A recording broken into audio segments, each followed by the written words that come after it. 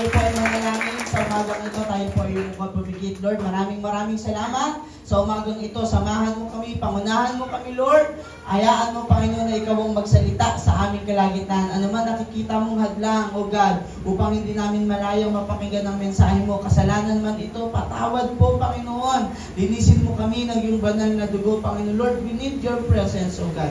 One thing we ask you this morning, O God, is, Lord, to encounter you in this place. Gusto ka naming mangusap, gusto naming marinig ang tinig mo, sapagkat alam namin, nandoon ang kalakasan, nandoon, O God, ang pagiging malago, O God. Nandoon ang paglago, Panginoon, O God, at nandoon ang pagpapala. Salamat po sa pangalan ni Jesus. Amen, amen. Palakpakan po natin ng Diyos. Nalayo po yung makakaupo na. Amen. Batiin mo yung katabi. Bumabati ako ng maligayang pananambahan. Sabi mo, Happy Sunday! Ayan, nangangamusta rin po ang ating mami at daddy. Salamat sa Diyos sa privilege to preach, and of course to our spiritual parent to give us this kind of privilege. At ang topic po natin sa umagang ito ay mahalaga. Amen? Mahalagang pag-usapan natin ito at mahalaga na ikaw at ako ay aware. Sabi mo nga, aware. Amen? Tsagain niyo po ako sapagkat medyo mahirap po ang pag-uusapan natin sa umagang ito. Pero naniniwala ako na ito ay dapat alam ng isang Kristiyano. Sabihin mo nga sa katabi mo, Kristiyano ka ba? Pag sinabi mo, Kristiyano, tagasunod ni Kristo. Sabihin mo, follower ka ba ni Christ? Lahat ka na nagsasabi, follower siya ni Christ. Sumigaw ng amen. Sumigaw ng hallelujah. Sumalakpak ng malakas. Hallelujah. Amen. Now, ang pag-uusapan natin, ang panalangin ko yung huwag nating maranasang lahat. Amen. Last Sunday po, nabanggit ni Daddy na kailangan daw po itong ituro sa atin at ako po ay kanyang naatasan sapagkat ako naman talaga nagtuturo ng mga ganitong topic. Amen. At kung napansin nyo po, nung mga nakaraan ay tinuro po natin ang hell, ang heaven, the Antichrist, even the rapture na ituro na natin before. Tama po ba? Ang tawag po sa mga series of teachings na yan, sa theology po, ay ang tinatawag nating eschatology or study of the end of times. Ito'y pag-aaral sa mga mangyayari sa mga huling araw. Andiyan po ba tayo? Now, marahil kasi yung iba sa atin minsan parang parang nauumay na yata sa Christian living. Di ba? Nauumay na yata tayo sa correction. Nauumay na yata tayo sa blessing. Di ba? Pero wag naman sana sapagkat siya ay salita ng Diyos. Mahalaga na binibigyan ng Panginoon ng ibang flavors yung ating spirito. Amen? At hindi pwedeng hindi mo ito malalaman. Bakit ko po sinasabi ito? Medyo nakakaantok ito eh. Kasi more on detail siya, more on information siya. Pero nawa po ay maisa puso at maisip pa rin natin ang kabutihan ng Diyos habang inaaral po natin ang mga bagay na ito. Okay na ba tayo, Pastor? Ha? Wait lang. Sige po, intro muna ako ng mahaba. Ang ating po pag-usapan, papamagatan po natin. Pakibasa po, 1, 2, 3, go! Dalawa po ito, pag mabilis ko lang ng Christian, susundan ko kagad. Okay po, pero kung hindi, tapos na po yung oras natin, puputulin natin. Because the end is near, ang pag-uusapan natin is the Great Tribulation Part 1. Naniniwala po ba tayo na malapit nang dumating ang Diyos? At kung hindi pa siya dadating, ayos lang. Ang mahalaga, sabi mo sa katabi mo, handa ka. Ang mahalaga, nasa Diyos ka. Sabi mo nga, mahalaga, nasa Diyos ka. Next slide, please. Natutunan, wala na yung hell, heaven, the rapture, and the Antichrist. Ayan. Yan, ito po yung sinasabi ko, the biblical framework on the teaching of the last days. At gusto ko pong ipakita yung time frame ng end of times. Ayan. Naalala niyo po ba nung pinakita ko po ito sa inyo dati? Sino po nakakaalala at nandito siya nung tinuro ko ito? Now, let me just identify the timeline kung saan po natin pag-uusapan yung Great Tribulation. Now, this is the present church age. Tayo po ito. Andito po tayo. Hello? Dito sa timeline na ito. At hindi pa po nangyayari itong 7-year tribulation na pag-uusapan po natin ngayon. Now, I just want you to imagine or figure out kung ano yung mangyayari in the last days. Now, before this, bago po mangyari yung pag-uusapan po natin ngayon. Ulitin ko ha, bago po mangyari yung baka si mamaya masya kayo nantindi naman nun, grabe naman yun. Ulitin ko, bago mangyari itong pag-uusapan natin ngayon, wala na tayo dito. Sabi mo nga, wala ka na dito nun sa mundo. Magra-rapture po muna. Hello? Naituro ko na po ito. Magra-rapture po muna. Tsaka mangyayari yung Great Tribulation. Nandiyan po ba tayo? Now, kung tayo yung klase ng Kristiyano na 50-50, malamang maiwan sa rapture. Pag hindi ka tumaas doon, didiretso ka rito. Hello? Pag tayo yung Kristiyano na maraming issue sa buhay. Hello? Pag tayo yung Kristiyano na maraming hanas. Alam niyo po, yung hanas hindi yan nauubos. Yung issue hindi yan nauubos. Kaya kung yan po yung ating titignan, maiiwan tayo. Hello? Now, kaya nga ang sabi ng Bible, just look unto Jesus, the author and the finisher of your faith. Why? Because the moment na kapag umiwas ka ng tingin sa Diyos, paano yun, Pastor? Pinari si Jesus, ito, umiwas ka ng tingin. Ano mangyayari sa iyo at sa akin? Lulubog tayo. The moment na makita mo na yung mga negatibong bagay, yung mga problema, yung mga pagsubok, yung mga sakit na nararanasan mo, yung mga failure na nararanasan mo, hello? The moment na nakita mo na yung weaknesses ng church, hello? The moment na nakita mo na yung weaknesses ng pastor, the moment na nakita mo na yung weaknesses ng kapatid mo sa Panginoon, that's the time na tayo ay maaalis yung tingin natin. Kanino? Kay Jesus. Na ang sinasabi ng Panginoon, just look unto Jesus. Kaya maraming Kristiyano nowadays nanghihina. At yun yung number 1 na mangyayari. Pumapasok na ako sa preaching. The number 1 will have spiritual deception.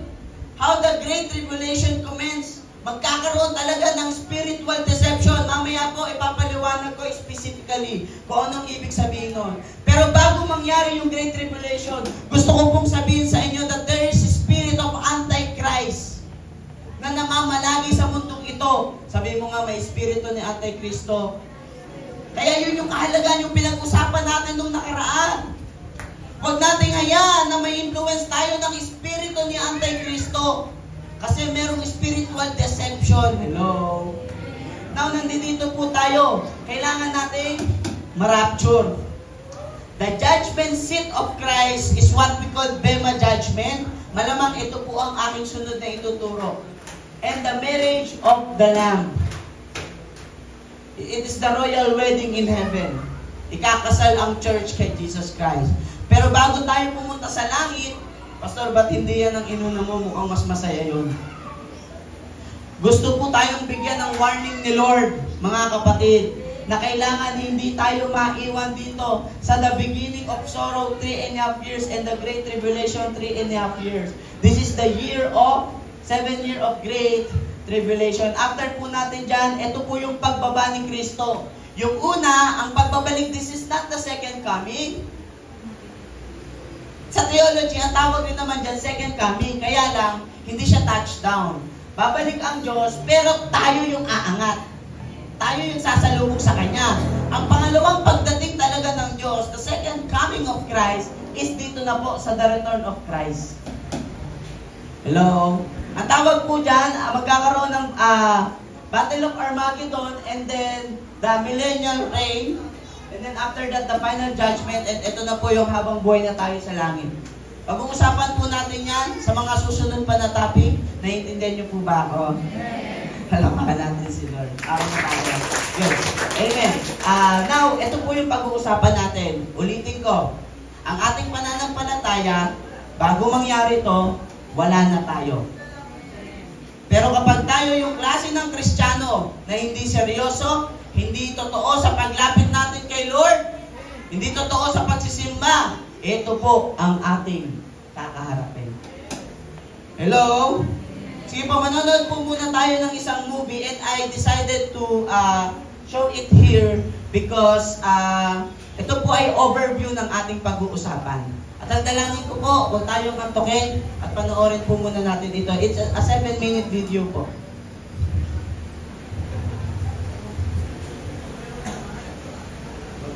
On the horizon, a day of retribution for the wicked is coming. Alas for the day of the Lord is near, and it will come as destruction from the Almighty. The Bible warns about a time that is coming. Alas for the day of the Lord is near, and it will come as destruction from the Almighty. The Bible warns about a time that is coming when God will pour out his judgment on mankind for their sins against him and their rejection of Jesus Christ. A day of wrath is that day, a day of trouble and distress, a day of destruction and desolation, a day of darkness and gloom, a day of clouds and thick darkness. This time period will last for 7 years, and following the Battle of Armageddon will culminate in the second coming of Jesus Christ to establish his millennial kingdom and reign on earth. The tribulation is made up of 3 judgment phases: the opening of the seals, Revelation chapter 6, the blowing of trumpets, Revelation chapter 6 through 9, and the pouring of bowls, Revelation chapter 16. Each seal, each trumpet, and each bowl inflicts one terrible disaster after another with increasing intensity. The first 4 seals are also known as the 4 horsemen of the apocalypse. The first seal will be opened.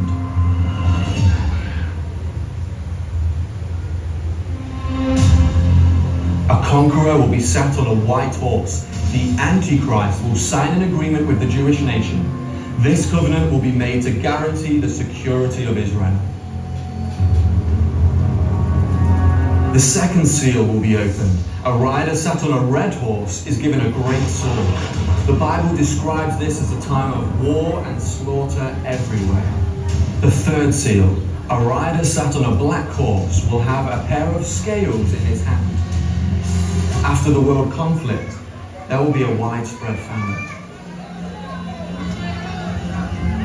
The fourth seal. The rider sat on a pale or yellowish-green horse is given a name. His name is Death. He comes to kill with sword, with hunger, with death, and by the beasts of the earth. 1/4 of the world's population will die in this judgment alone.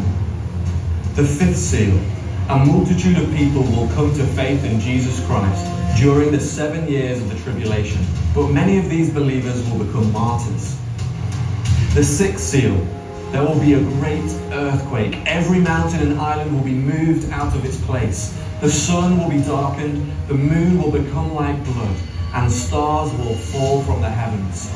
A terrified humanity will cry out to the mountains and rocks to hide them from the wrath of the Almighty. This is just the start of what is to come.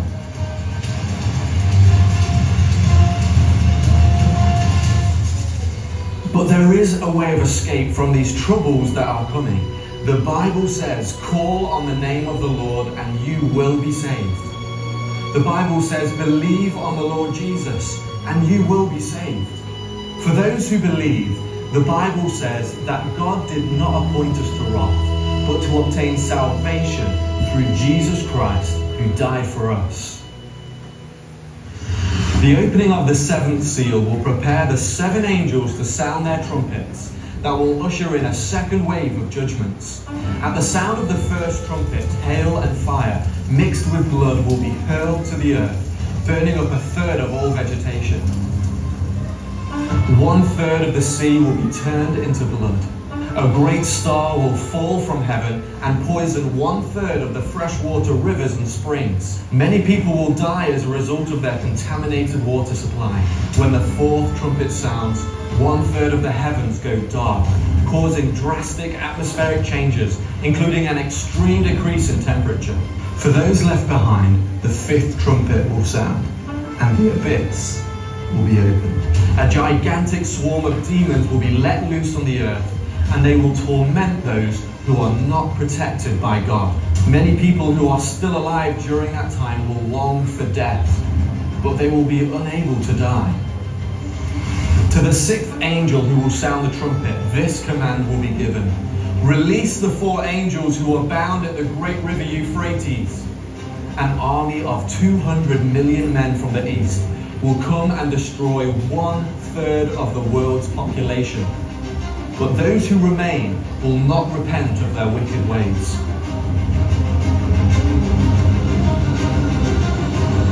God's judgment is coming to this world, and yet we are living in the day of salvation.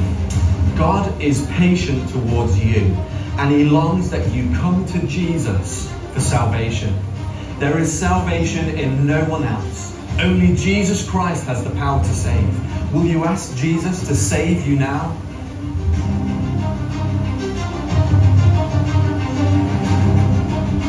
Will you be rescued from the coming tribulation?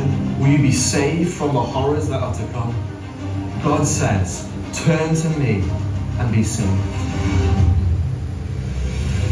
Just when it seems like it can't get any worse, the 7th trumpet will call forth 7 angels who carry the bowls of God's wrath. Painful sores will afflict those who have the mark of the beast. Every living creature in the sea will die. All the fresh waters will be turned to blood. The sun will scorch humanity with fire. The world will be plunged into darkness. The great river Euphrates will be dried up to prepare the way for the kings from the east. They will gather together for the great battle of Armageddon. The 7th and final bowl judgment brings the tribulation to its catastrophic conclusion. The greatest earthquake the world has ever seen will be accompanied by huge hailstones falling from heaven. By revealing the disasters yet to come, God gives us a warning that we must listen to. If we're to avoid these approaching horrors, we must turn to Jesus and be saved. When we trust in Jesus Christ for salvation, we can be assured that His hand will remove us from the earth before these disasters arrive. Act today, act now, and you have no need to fear about being caught in the tribulation. Remember, today is the day of salvation.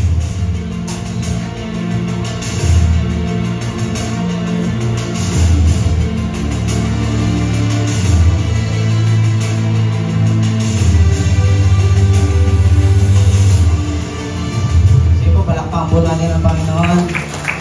Malakas po na palakpak sa Diyos ang mga Diyos sa kaya ng panghahari. Praise God. Amen. Naintindihan po ba natin yon? Amen. Sabi mo nga sa katabi mo. Sabi mo sa katabi mo, ngayon ka magloko, bebe. Sabi mo. Sabi mo. Sige, dali. 1, 2, 3, go. Ngayon ka magloko, bebe. Hello. Andiyan po ba tayo? Last days na po, malapit nang dumating si Lord. Hindi na ito yung time na tayo ay mag 50-50 pa. Hello. Kaya sabi mo sa katabi mo ulit, kaya natin to, bebe. Sabi mo. Amen. Next slide. Sige po, mabilis lamang po ito since may overview na tayo. Di na po tayo mahihirapang magturo. Next slide please. Sige po, doon na tayo sa may outline. Ang ating verse po ay Matthew 24 verse 1 to 31.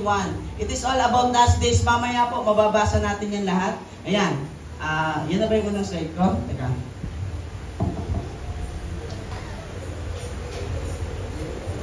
Yeah, very good. 2 major reasons for this time as the tribulation.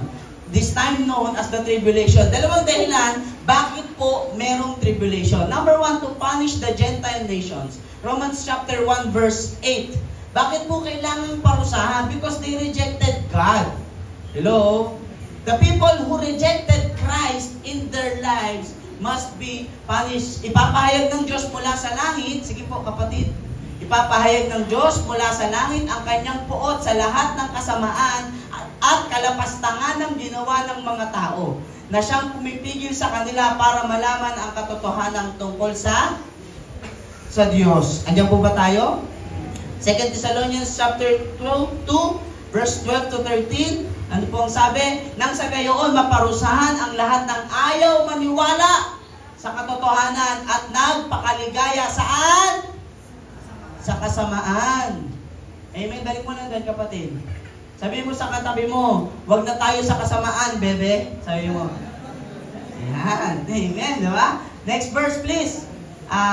Mga kapatid, lagi kaming nagpapasalamat sa Diyos dahil sa inyo na mga minamahal ng Panginoon at nararapat lang kaming magpasalamat dahil nung una pa may pinili na kayong maligtas ng Diyos. Wow, palakpakan natin si Lord. Amen. Sa pamamagitan ng Espiritu nagpapabanal sa inyo at sa pamamagitan ng pananampalataya nyo sa katotohanan. Revelation chapter 19 verse 15. Ang sabi po ng Bible, mula sa bibig niya ay lumalabas ang matalas na espada na gagamitin niyang panlupig sa mga bansa at pamamahalaan niya sila sa pamamagitan ng kamay ng bakal. So talagang mabigat po yung mangyayari. The punishing of the Gentiles. Hello? Amen? Sabi doon, ipapakita niya sa kanila ang matinding galit. Galit! Kailangan maramdaman niyo yun, di ba? Hindi ka naman pwedeng sabihin galit. Matinding galit ng Diyos. Kailangan galit! Yan po ba tayo? Matinding galit ng Diyos na makapangyarihan sa lahat. Why? Because imagine that, the loving God, iisipin niyo po ito mga kapatid, may Diyos na namatay para sa kasalanan mo at kasalanan ko. And yet people still rejected Christ and do the things on their ways. Hello? Nagpapakasaya pa rin, nagpapakaligaya pa rin sa kasamaan, sa kasalanan. Balik po natin sa ating slide, to punish the Gentile nation, and number 2, to purge the people of Israel. Sabihin mo nga, to purge the people of Israel. Ezekiel 20 verse 37 to 38. Sabi yan, I will make you pass under the rod and I will bring you into the blood of covenant. Ibubukod ko ang masasama sa inyo at patitibayin ko ang kasunduan ko sa inyo. Next verse. Ihiwalay ko sa inyo ang mga naghihimagsik sa akin. Kahit palabasin ko sila sa bansang bumiyag sa kanila, hindi pa rin sila makakapasok sa lupain ng Israel at malalaman yung ako nga ang Panginoon. Now, paano po ba mag-i-start ang Great Tribulation? The Great Tribulation will start sa rapture po talaga. Nakita niyo yung picture kanina, after rapture, matik po yun, Great Tribulation. Next slide please. How tribulation commences? Sige po, yan. Next slide please. How tribulation commences. Pakibasa na lang po sa bahay yung ibang verses kanina. So, paano nga ba magsisimula? Technically, magsisimula ang Great Tribulation after rapture. Kaya sabi ko sa iyo kanina, wala na tayo dito nun. Hello? Kaya sabi mo sa katabi mo, mapalad ka, bebe. Sabi mo, ayan. Amen. Di ba? Mapalad tayo kasi kukunin na tayo ng Diyos. Hello? Andiyan po ba tayo? Grabe si Lord, no? Now, paano mangyayari kung may pilotong Kristiyano? Ano mangyayari? Babagsak yung airplane. Kapag may nagdadrive, like example, may sasakyan si Brother Jason, example, nagmumotor. Na-rapture siya, kinuha siya ng Lord. Ano mangyayari sa motor niya habang nagmumotor? Babangga. Magkakaroon ng malaking kaguluhan. Diyan po ba tayo? Hello? Magkakaroon ng malaking kaguluhan. Kaya number 1, ang mangyayari po ay, next slide please, there will be spiritual deception. Pakibasa nga po. There will be spiritual deception. Now, arise in the appearance many false Christ and false prophet during the tribulation will deceive the world and will demand and receive the worship men. Now, bakit sinasabing spiritual deception? Pakibasa po ng verse 5 ng Matthew, yung verse natin. Verse 5 and verse 11. Matthew 24 po yan.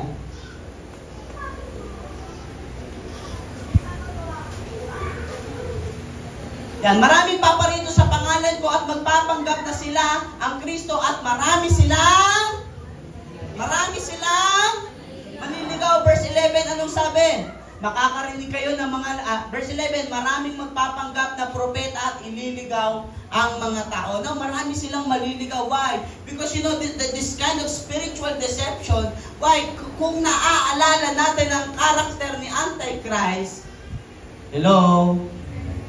Napag-usapan natin si Antichrist nung nakaraan. Ano nga yung karakter ni Antichrist? Magaling siya. Hello? Nakakagawa rin siya ng himala. Kaya aakalain ng maraming tao that the Antichrist is the coming king. Why? Dahil dun sa mga kaguluhan ng mangyayari na yan, magkakaroon ng world peace. Hello? Magkakaroon ng false peace. Ganyan po ba tayo? Ma-explain ni Antichrist, magagawa niya ng paraan, magagawa niya ng actions. Kaya maraming tao maniniwala at maliligaw sa kanya. Hello? Sabi mo nga sa katabi mo, huwag na tayo umabot doon, bebe.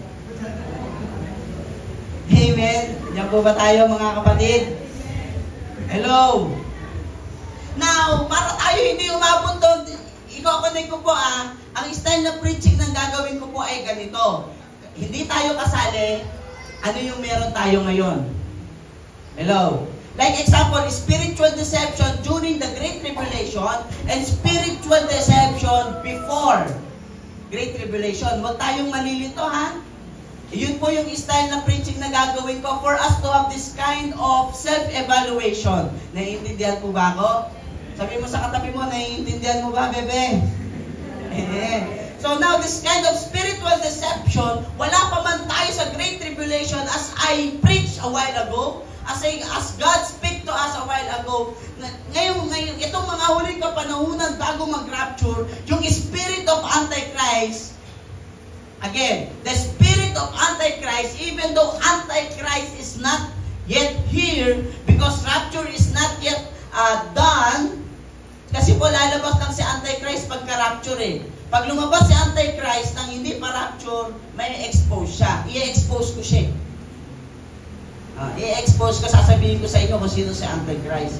Why? Hindi talaga gagawin yun kasi maraming Kristiyano, aware sila sa Bible at ma-expose si Antichrist. Ang meron pa lang, kaya paglabas ni Antichrist, after rapture na eh. Kasi marami talaga siyang maloloko. Now, ang meron sa atin ngayon is the spirit of Antichrist. And one of the spiritual deception nowadays is yung kalalagayan ng ating mga puso. We are spiritually deceived. Hello?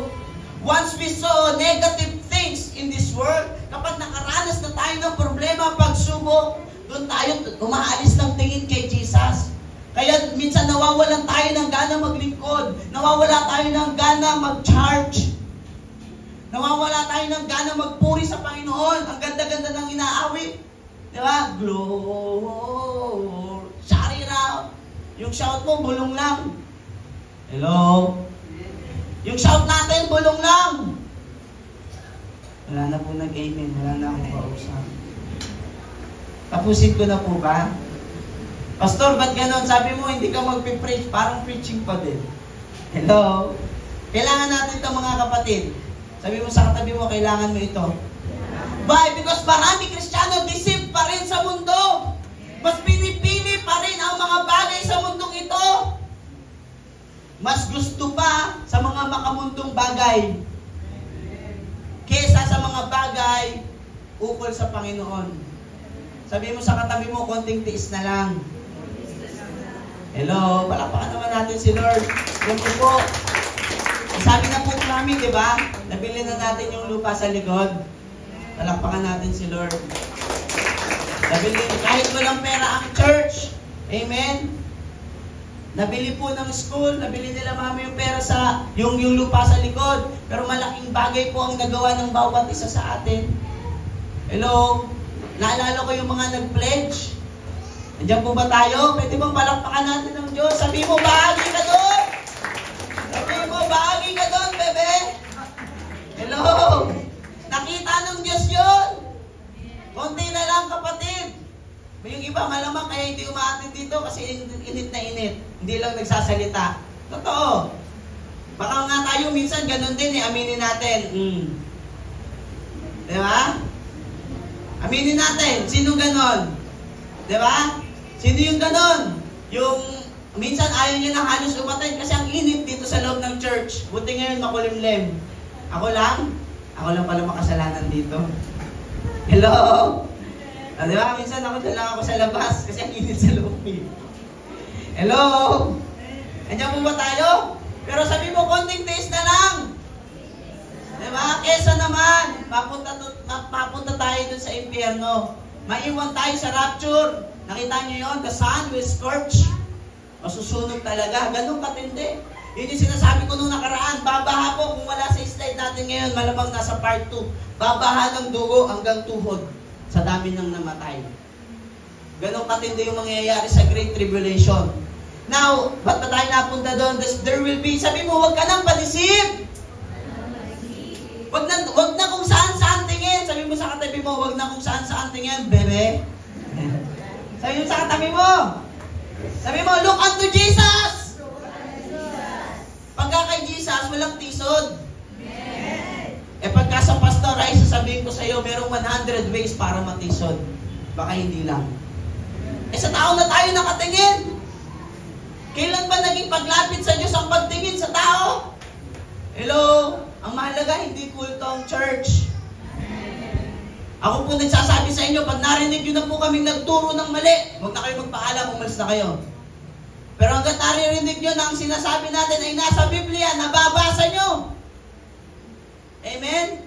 Iniingatan ka ng Diyos. Kasi maraming churches ngayon nagtuturo na ng maling aral. Maraming churches ngayon nagdadala na ng maling katuruan. Nagiging compromiser na. Sabi mo nga, compromiser. And we are not a compromiser church. Di ba, mo wala ng membro. Basta ipapangaral natin ng katotohanan. Ang kasalanan ay kasalanan pa rin. Hello? Dadya po ba tayo? Hello? Yun yung sinasabi nung isang pastor na parang tama pero mali. Parang mali pero tama. Hello? Diba sa panahon natin ngayon, ganun Diba yung kasalanan, parang tama na kasi halos lahat gumagawa. Halos lahat pare-parehas ng opinyon. Pero ang kasalanan ay kasalanan. Hello? Ang mali ay mali. Andiyan po ba tayo? Hello? Sabi mo nga sa katabi mo, ang kasalanan ay kasalanan. Ang kabanalan ay kabanalan. Salamat dahil may Kristo tayo. Magkakaroon ng matinding spiritual deception. Ano pa po? Verse 6 to 13, there will be social devastation. Please. Sabi niya, makakarinig kayo ng labanan at makakabalita ng mga digmaan sa iba't ibang dako, ngunit huwag kayong mabahala dahil na talagang mangyayari ang mga iyon. Bagamat hindi pa iyon ang katapusan ng mundo. Next verse, please. Yan, maglalaban-laban ng mga bansa at kayo hindi naman ng mga kariyan. Magkakaroon ng tagutob at lilindol sa maraming lugar. Ano pa? Sige. Ang lahat ng mga ito ay pasimula pa lamang ng mga paghihirap na katulad ng isang babaeng nanganak. Verse 9. Pagkatapos ay kapuputan kayong lahat dahil sa inyong pagsunod sa akin. Isasakdal kayo upang pahirapan at patayin. Hello? Grabe po ang mangyayari at dahil dito marami ang tatalikod sa kanilang oh my gulan. Hello? Sabihin mo sa katabi mo, huwag kang tatalikod. Bele? Hello? Diba, huwag man lalamig yung love natin kay Lord kahit magkakaroon ng social devastation, kahit uusigin ka, kahit ipe-persecute ka. Nag-post ka lang, God is love. Alam ko sinong banal, biglang dami nag-comment sa mahal kayo ng Diyos. Bakit ano ibig mo sabihin? Ikaw lang maka-Diyos, kami hindi. Ikaw post ka ng post, sama-sama ng ugali mo, naalala ko, nung grade 1 tayo, di ka naman kinamaon. Hello? Diba? Tapos kayo, sabihin mo, mahal kami ng Diyos. Ang kapal ng mukha mo, hipokrita. Hello? Andiyan pa tayo, mga kapatid? Hello? There will be great condemnation sa mga mananampalataya. Sabihin mo sa katabi mo, pag nauusig ka, mananampalataya ka na, bebe. Amen. Palakpakan natin si Lord.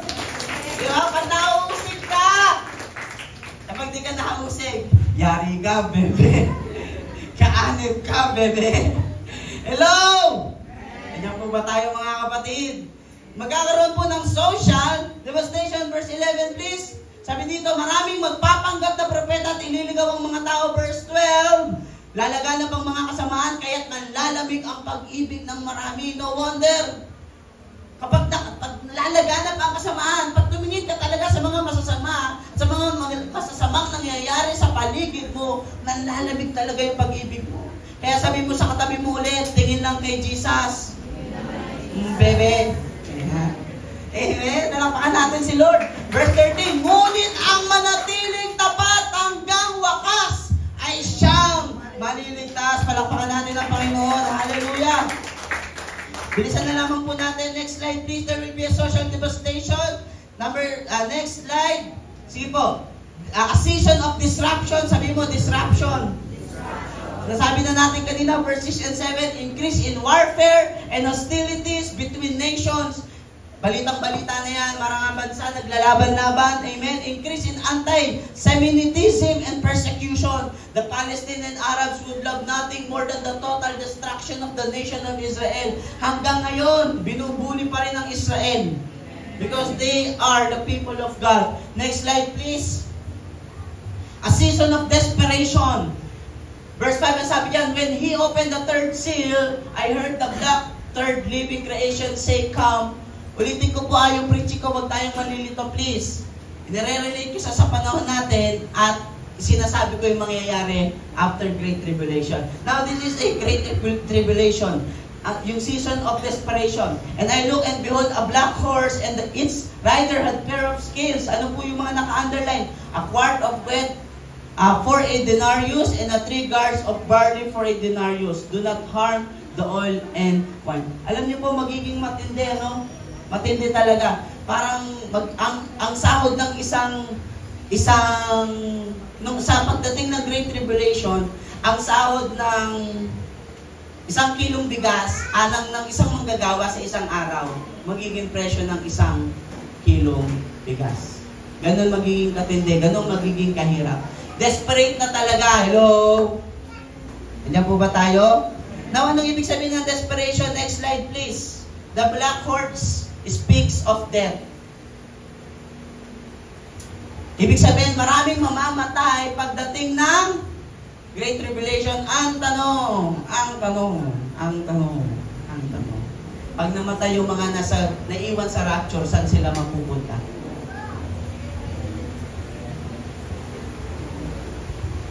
Grabe, no? Yun ang tanong dyan. Langit ba sila, pastor, o hindi? Now, sa bandang dulo pa po kasi yun, sagutin na natin kagad yung tanong, yung naiwan sa rapture, may pag-asa pa ba silang malangit? Opo. Pag hindi sila nagpatatak ng 666 at hindi sila sumamba kay Antichrist. Kaya lang napakahirap nun. Kasi hindi ka makakakain, hindi ka makabibili, ito-torture ka pag nakita ka. Kasi kontra ka sa kanila. Bakit may pag-asang maligtas? Kasi mag-iiwan ng Diyos ng 144,000 para mangaral pa rin ang salita ng Diyos. Andun pa rin yung grace ng Panginoon. Kahit na, listen to this, kahit na pagdating ng rapture, kasama ang Holy Spirit o ang Espiritu ng Diyos. Pagdating sa rapture, wala na nga lang presensya ng Diyos. Ang meron na nga lang talaga may iwan sa atin, yung belief. At yung pagkaalam sa salita ng Diyos, bagamat may mga ngaral pa rin. Nakuha po ba natin? Kaya magiging matindi po itong ang ibig sabihin ng social desperation, careful rationing of food. Sabi niyan, ito po yung sinasabi ko, a penny was a day's wages. The food supply will be 1/8 of what is normally. Oil or the wine, the common man will not be able to buy these things. Grabe, no? Ang tindi. Sige na po, next slide po tayo. Ano pa po ibig sabihin niyan? Basahin na lamang po natin. One person dies from starvation or one it is related disease every second of every day.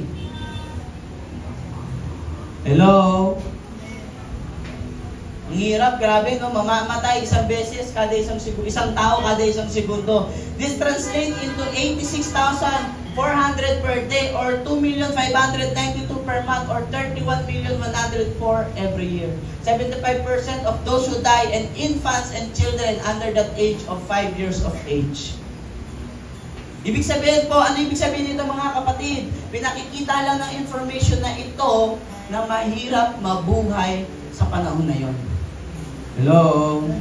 Sabi mo sa katabi mo, huwag mo nang asamin. Bebe. Sabi mo sa katabi mo, ngayon ka magloko. Bebe. Kapatid, baka maiwan tayo sa rapture. At ang bagsak natin, Great Tribulation. Next slide, please. Huwag na tayo bumaling ng tingin. Tingin lang tayo kay Jesus. Ano ba po? A season of disease. Sige po, pakipindot. Sabi dito, 25% of world's population will die. One point in time, 1.5 billion. Alam niyo po, hindi malayo mangyari yan. Tama. Nangyari nga yung COVID. Tama. Pinapakita ng Diyos sa atin na itong mga bagay na ito ay posible. Kaya huwag natin sabihin, hindi totoo preaching mo! Bebe? Hello? Huwag natin sabihin, kasi nangyari in just a snap. Lahat sarado. In just a snap. Lahat sarado. Posible mangyari ang mga bagay nito. Huwag tayong maging ignorante sa katotohanan. Sabi ng Bible, disease that would result because of the lack of brutal burial sites for the dead. Grabe. Sa dami ng mamamatay, wala nang paglilibingan at nakakalat na ang sakit talaga. Sino dito nakaalala nung bagyo sa may isang lugar sa may Visayas ba yan? Yung talagang Yolanda, grabe yun. Pag daw nagtatestimony yung mga taong galing doon, nung panahon na yun, ang baho na daw talaga sa buong lugar. Kasi ang bangkay nandoon na lang, nakatambak. So, sobrang dami nang namatay. Hello? Ibig sabihin nito, mga bagay nito ay hindi imposible. During World War II, 1 person out of every 40 died. During this terrible plague, 1 of every 4 person will die. Bilang tayo, 1, 2, 3 pa. Joke lang. Hello? Sabi mo, wag na nating asamin. Next slide, please. Mabilis na lamang po tayo. The season of disaster. For the nation will rise against nation and kingdom against kingdom, and there will be famines and earthquakes in various places. Next slide, please. Anong mangyayaring earthquakes dyan? Ito po ang talaan ng mga earthquakes. At alam nyo po, isa lang ang mapapansin nyo po dyan. Simple lang. Pabigat na ng pabigat. Pero yun yung 2023 lang, 6,000. Yung 4.9. Halos kalahati na kagad. Isang taon, katapat ng ilang taon. Hello? Why? Because it was written in the Bible. Anong sabi ng Matthew? Kagaya ng isang babaeng nanganganak, ang pagdating ng Diyos, habang padalas na padalas ang senyales, habang palapit ng palapit ang pagdating ng Diyos, padalas na padalas ang senyales. Hello? Andiyan po ba tayo? Sabi mo nga sa katabi mo, do not be ignorant to the truth. Palakpakan natin ng Panginoon. Next slide, please. Sabi ng Bible, there will be season of disobedience. Sabi mo sa katabi mo, hindi ikaw yan. Bebe? Amen. Hindi tayo yan. Next slide, please. Sabi po diyan, betrayal and hatred, it is marked by total disregard for the sanctity of life, property, or the rights of other. Verse 10, basahin nga natin yung verse 10 ng Matthew chapter 24. Sabi diyan, at dahil dito marami ang tatalikod sa kanilang pananampalataya, mapupuot sila at magtataksil sa isa't isa. Ingatan natin ng ganitong puso. Hello? Espiritu pa lang ni Antikristo, pero sa panahon na yon, mangyayari talaga sa kanila yon. Diyan po ba tayo? Balik po tayo sa ating slide. Amen. Ano sabi ng Bible? We live in a world that allows the murder of over 55 million unborn children every year. Grabe, no? Verse 12, wickedness and the love of sin. Lalaganap ang kasalanan, magiging normal sa panlasa ng tao. Basta maraming gumagawa. Hello? Diyan po ba tayo? Huwag tayong papaloko. Pag hindi mag-asawa. Hello? Huwag magsasama. Diyan po ba tayo? Pag hindi mag-asawa, huwag gagawin ng gawain pang mag-asawa. Hello? Diyan po ba tayo? Mga kapatid, sabi mo sa katabi mo, ayusan na ng buhay. Bebe? Hello? Ayusan na ng buhay. Malapit na pong dumating ang at mahal na mahal ka ng Diyos. Ang hirap-hirap, nandito tayo lahat, sumasamba tayo, umaawit tayo, kumakanta tayo. Pero nandun pa rin tayo sa bagay na hindi nais ng Diyos. Gawin mo lahat. Hello? Gawin mo lahat para mabago yung puso mo ng Panginoon. Kasi hindi nagbibiro ang salita ng Diyos. Hello? Hindi po madali ang mga bagay na yan ang tumalikod sa kasalanan sapagkat yan po ay tali ng kaaway sa ating buhay. Pero walang imposible sa Diyos. Hello? Walang imposible sa pagmamahal ng Diyos sa buhay mo. Palakpakan natin ang Panginoon. Amen. Huwag natin tingnan, huwag na tayong gumaya. Sabi mo sa katabi mo, huwag na tayong gumaya sa mundo. Amen. Palakpakan natin ang Panginoon. Next slide, please.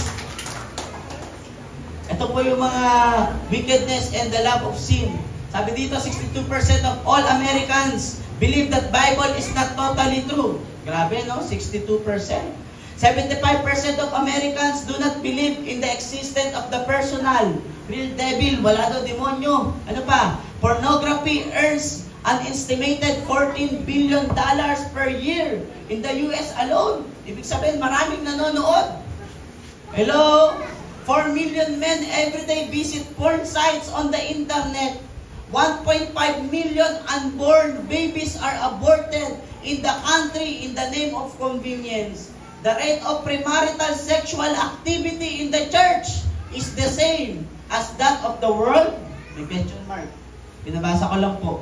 32% of professed Christians say that they consume alcohol every month. Hello?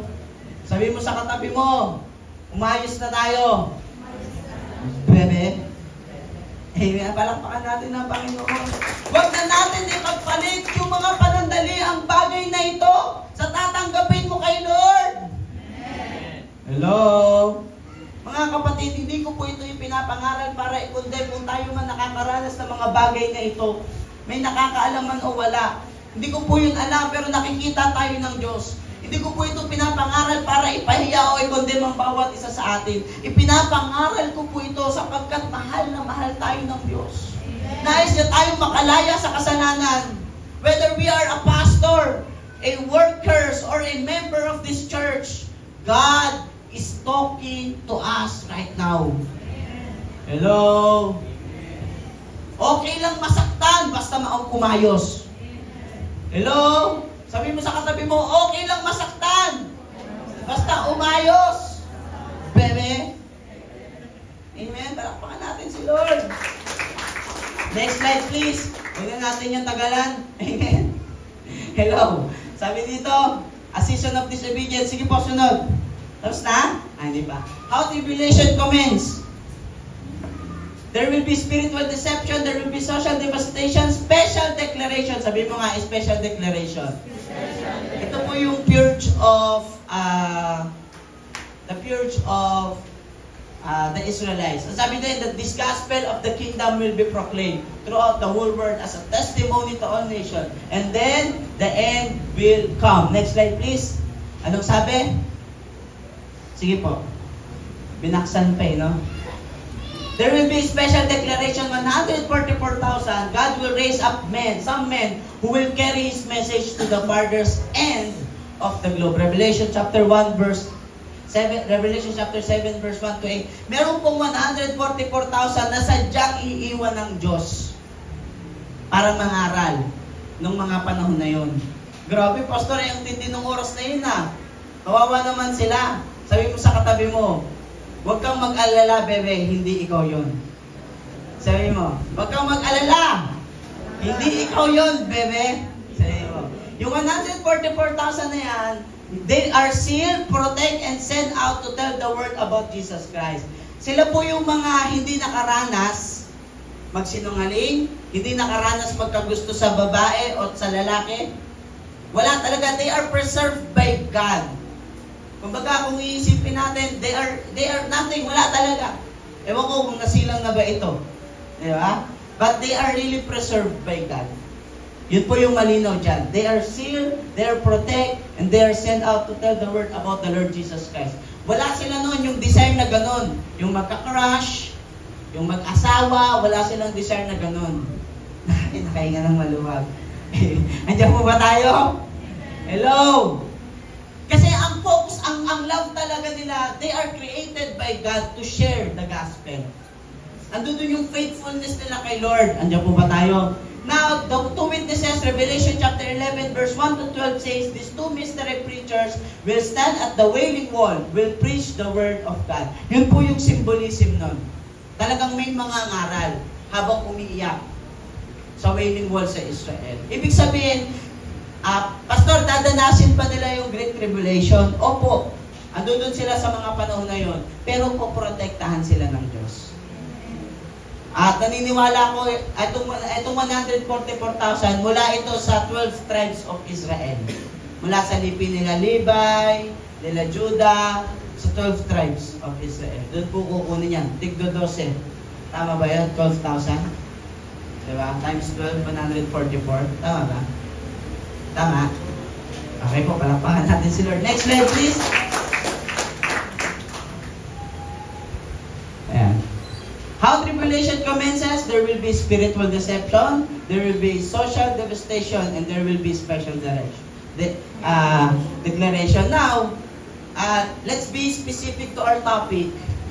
Pagdating po ng Great Tribulation, ididisip talaga ni Satan, ni Antichrist, ang lahat, at lahat malidisip. At mangyayari, magkakaroon talaga ng social devastation. At ang mangyayari po ay doon din naman mangangaral yung mga anak na itinalaga ng Diyos. Now, ano po dapat natin maintindihan sa topic po na ito? Next slide, please. What is the challenge of God to us? Even in this dark hour that will come upon the earth, God will have His men proclaiming His truth to a world that desperately needs to hear it. Alam niyo, titingnan natin, ang hirap at ang sakit ng mararanasan ng mundo. Pero kailangan mangyari yon. Because the sin will be abound. At kailangan parusaan ang gumagawa ng kasalanan. Tama, mali. Lalo na hindi naman nagsisisi. Tama. Amen, di ba? So, yun po yung mangyayari talaga. That those who does not, sabi mo nga, those who does not believe in God will be punished. Di ba? Hello? Talagang mapaparusahan. Why? Dahil pag gusto ng Diyos, sino dito nagsasabing gusto ng Diyos yun? Taas ang kamay. Sino dito nagsasabing hindi gusto ng Diyos yun? Taas ang kamay. Wala rin? Ano yung iba? Hindi po gusto ng Diyos parusahan sila. But they bring judgment upon themselves. Ang katunayan, nag-offer ang Diyos ng kaligtasan. Pero hindi nila tinanggap. Hello?